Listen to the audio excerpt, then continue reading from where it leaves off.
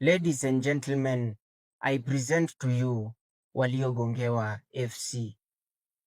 Tofauti yangu na hawa watu ni hawa waligongewa na kila mtu akajua, watu wa kwao, mabeste zao, na hadi hao wakajua.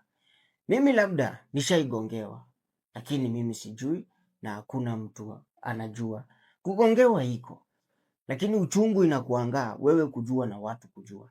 Hiyo ndo uchungu. So hiyo ndo tofauti yangu na hao watu, na mimi kusema waliogongewa FC ni because niko na vision. Nataka hao watu, because hao watu go through a lot.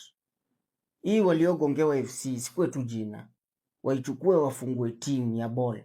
Na get niliona kuna sijui timu ya wasanii, kuna matimu wakwe wanaenda kama wanaume wanafanya exercise, wanacheza hizo ball. Ushaona hizo matimu hizi zinatengenezwa za ufedule, watu hucheza ball hawajui ball ni mafala kama ile ya wasanii, naonaga tu mafala. Yani ukienda uone wanajiangusha, yani ni watu tu ufedule. Lakini kitu poa inakuanga ni hao watu wanakutana naga, unajua wanaongea, wanapatiana motisha. So nataka hii waliogongewa FC mfanye mambo, mkuwe mnakutana, msifeel mko peke yenu, because mnaweza sikia wanaume mmoja wao ameingia depression imemkula na ameenda Sayuni, amejitia kitanzi.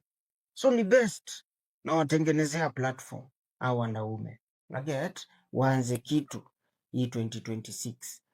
Na mkiangalia hapa mnaweza ona Tumbwekse na Oga Obesity.